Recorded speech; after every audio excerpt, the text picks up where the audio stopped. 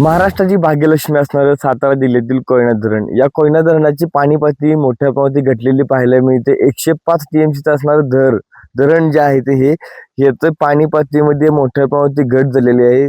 सद्यस्थितीला 10.44 TMC पाणी साठा जो आहे तो या ठिकाणी या धरणामध्ये पाहायला मिळतोय. मी सध्या या धरणाच्या बॅकवॉटर परिसरामध्ये आहे. मोठ्या प्रमाणावरती पाण्यामध्ये घट झाल्यामुळे मोठ्यामध्ये टेकड्या दिसताना आपल्याला पाहायला मिळतात. या टेकड्या नसून हा कोयना बॅकवॉटरचा परिसर आहे. ड्रोनच्या माध्यमातून आपण दृश्य दाखवण्याचा प्रयत्न करतो. या ठिकाणी न्यूज अनकटच्या प्रेक्षकांना मोठ्या प्रमाणावरती पाण्याचा या ठिकाणी साठा कमी झाल्यामुळे या ठिकाणी संपूर्ण भाग जो आहे तो ओस पडलेला एकूणच पाहायला मिळतोय. या कोयनेच्या बॅकवॉटरच्या परिसरामधील हॉटेल्स असतील, बोट व्यावसायिक असतील, यांच्यावरती या ठिकाणी पाणी साठ्यामध्ये घट झाल्यामुळे मोठ्या प्रमाणात उपासमारीची वेळ आलेली पाहायला मिळते.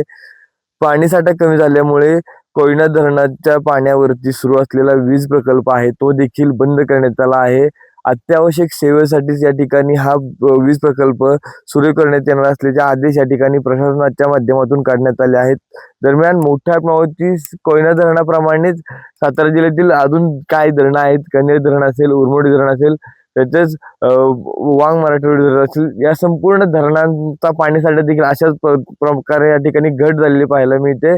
दरम्यान अशाच आज पहिला आठवडा आहे जून महिन्याचा, तरी देखील कोणत्याही प्रकारचा पाऊस सातारा जिल्ह्यामध्ये पडला नसल्यामुळे या ठिकाणी शेतकरी या ठिकाणी चिंतित असल्याचं पाहायला मिळते.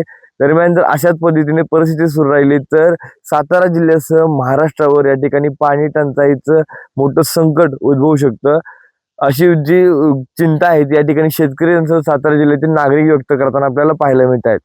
ओमकार सोनाले, न्यूज अनकट, सातारा.